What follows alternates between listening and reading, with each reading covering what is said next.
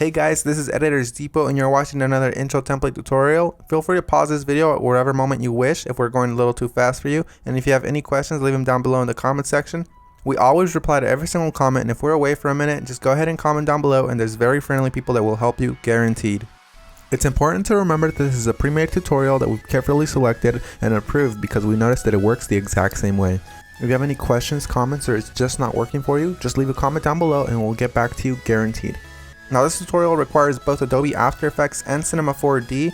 You will absolutely require them. If you do not have them, go ahead and visit EditorsDepot.com. We can do any template customization at very affordable prices. Just feel free to select the template you wish and check out with it and detail everything you want on the template. Now that that's out of the way, all you're going to want to do is open up the Cinema 4D file. So here it is, and we already have it open, so we're going to go ahead and bring it up. And as you can tell, everything is ready to go. All you have to do is replace the text, render, and you're done. Except one little thing, there's sometimes problems that come up with the templates, and I'm going to go ahead and cover them here.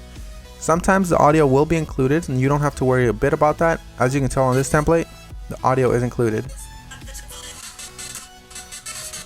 It's not a problem at all, and sometimes the font is not included. If it's not, all you want to do is of course look for the text layers. They will look a little like this. Select it, and then hit font, and select any font you wish. You can visit DesignerDepot.net for any font you wish. The first thing you want to do is of course modify one of the text layers. So here it says your. I'm going to go ahead and hover the text after I select it and replace it with editors.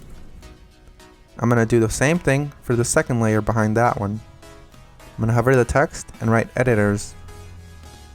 Now that that's done, I'm going to go ahead and render preview. And as you can see, it says editors, everything is 100% fine. You do the exact same thing for the bottom layers. I selected both at the same time. I'm going to replace it with Depot. Once I go ahead and render preview, it looks amazing and I'm happy with it. I'm 100% happy with the colors because it's red and Editors Depot is red. But if you're not happy with the colors, you can simply come down below, double click it, and make any modifications you wish. Whether it's make it green, make it blue, or blend it all together and make a little purple. I'm going to go ahead and keep it this way, and I'm going to go ahead and go to my render settings now. Once you're in the render settings, you're going to want to make sure that your width and height is set to 1920 x 1080 if you have a very good computer or decent computer and you have time. If you have a slow computer and you probably don't have that much time, you make sure you set it 1280 by 720. You want to make sure you tick all frames, and then you go to save. You make sure it has a PNG sequence for a faster render that does not reduce quality at all. And you want to make sure you select file here. Make sure you make a folder for this one render sequence that's alone and empty. Mine is template render, and I'm going to name my every single sequence render. You close that and you begin the render. While it finishes rendering, I'm going to go ahead and open up my Adobe After Effects file and go ahead and get started with that for you guys. As you can see, that says that there's two files missing, so I'm going to go ahead and find them for my computer. So I'm going to wait for it to load, and as you can see, it says here that the audio is missing.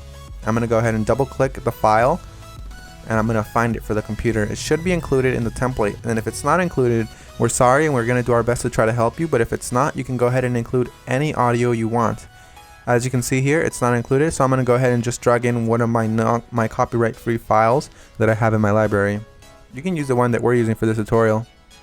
Another really quick tip you can actually follow is just close this, right click the file, and go to rename. You can actually copy the entire name if it still has the original name of the song. Then you go back to YouTube, you paste that there, and you download the file from there. You want to make sure it's copyright free and you're not breaking any laws though. Once you've gone ahead and replaced your song, you're going to want to go ahead and replace the other thing that was missing, which is of course the PNG sequence. It might be a PNG file, .png, or it might be an MP4 file, or anything within those regards, like QuickTime for example.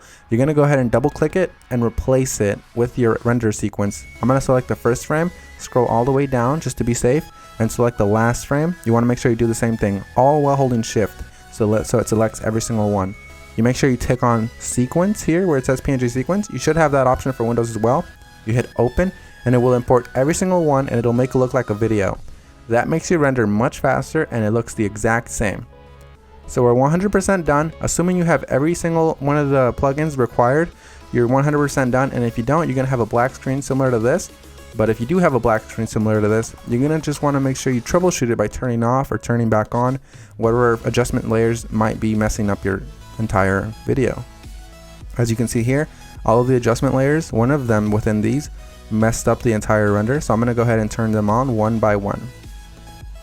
That one's fine, that one's fine. This one's the problem here, so you make sure you turn them back on and you're done. So I had one layer that messed everything up, and that's because I do not have the correct plugin. You want to make sure you fix that, and you want to make sure you don't run into that problem again.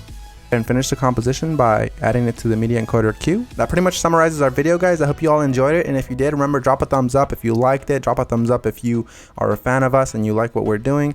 And guys, we really appreciate every single one of you from the bottom of our hearts. We really appreciate every single one of you guys, whether you're liking this video, disliking, or you just left and you didn't even watch this tutorial, guys. Hope you all have an amazing day, and as always, this is Maurice. Visit EditorsDepot.com for any customization of templates, and have an amazing day. Take care, guys.